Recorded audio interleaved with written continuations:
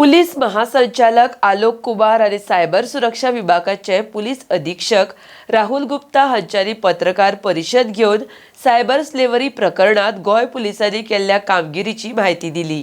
विदेशात नोकरे खातीर कोणे बँक खातें वा सिम कार्ड मागले तशेंच बऱ्या पगाराचे हायस दाखयले तर तातूंत कितें तरी घोटाळो आसा ही गजाल नागरिकांनी मतींत दवरपाची गरज आसा।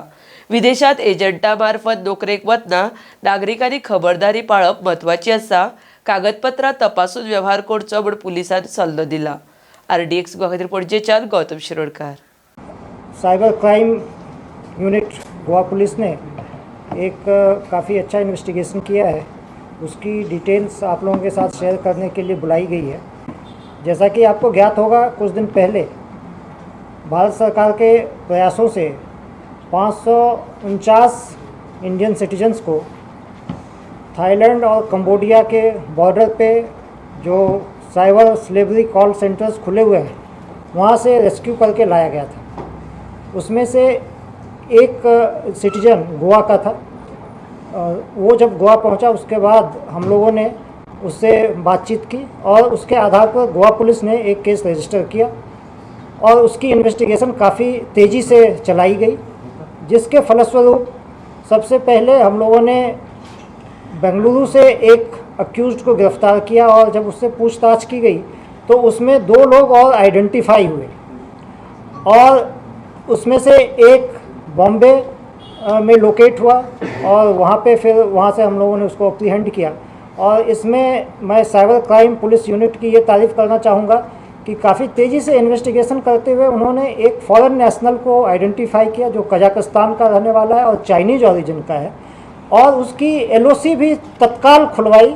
और उसकी वजह से ये हुआ कि हमने जिस दिन LOC खुलवाई उसी दिन शाम में वो दिल्ली के इंदिरा गांधी एयरपोर्ट पे डिटेन किया गया।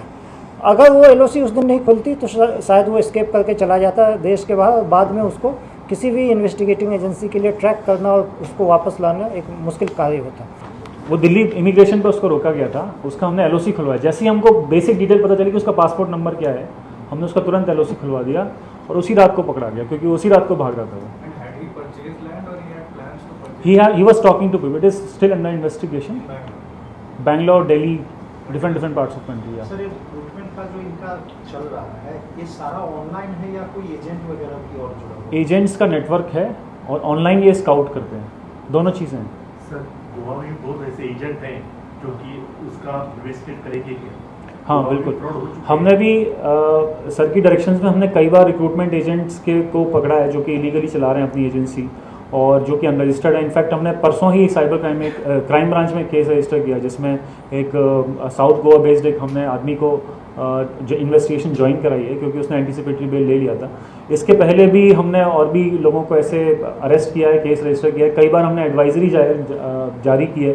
जब भी कोई आदमी रेस्क्यू होकर वापस आता है, जब भी साइबर स्लेवरी कॉल सेंटर से कोई भी आदमी वापस आता है, तो हमने ये पाया है कि वो अनरजिस्टर्ड एजेंट के थ्रू ही गया है। पहले क्राइम ब्रांच में एक लास्ट ईयर भी केस रजिस्टर किया था साइबर स्लेवरी कॉल सेंटर्स के रेस्क्यूड आदमी को, उसमें हमने 3 लोगों को अरेस्ट किया था।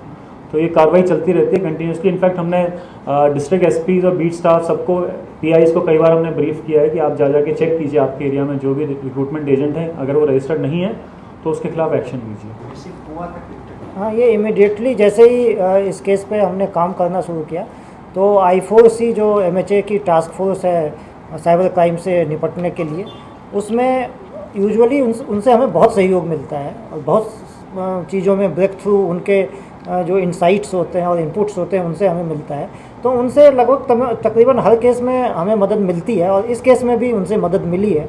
और आगे भी इसमें जो सेंट्रल एजेंसीज हैं उनके साथ हमारा कोऑर्डिनेशन चल रहा है, ताकि अगर कहीं से हमें लगता है कि किसी पर्टिकुलर एजेंसी की मदद से अगर इसमें कोई इनपुट्स आ सकते हैं जिससे इन्वेस्टिगेशन को आगे बढ़ाया जा सकता है तो वो प्रयास जारी है और वो एजेंसीज के साथ कोऑर्डिनेशन भी है। पब्लिक को ये बताना चाहता हूँ कि ऑनलाइन जॉब्स के लिए अगर आपको किसी ने कॉन्टैक्ट भी किया है और वो जॉब अगर इस तरीके की है कि वो थाईलैंड एंड कंबोडिया में लेके जाएंगे आपको और वहाँ पे आपको 60,000 रुपये देंगे और आपका खाने का खर्चा, रहने का खर्चा, food accommodation, everything will be taken care of, आपको महीने में 2-3 बार छुट्टी देंगे और आपका ट्रैवल एक्सपेंसेस भी वो बियर करेंगे, बट वहाँ पे काम आपको करना है कि सेल्स एग्जीक्यूटिव का, फ़ोन पे आपको बात करनी है लोगों से, तो तो आप समझ जाइए कि ये फ्रॉड हो सकता है, क्योंकि सबकी प्रोफाइल ऐसी है, सारे साइबर स्लेवरी कॉल सेंटर और उसके पीछे जो रिक्रूटमेंट के एड्स होते हैं वो सब इसी तरीके के होते हैं। तो ये रिक्रूटमेंट ऐड अगर आपको कोई दे रहा है, ये सब बता रहा है, आपको ये टर्म्स एंड कंडीशन बता रहा है, तो उस पर ज़रूर शक करने की ज़रूरत है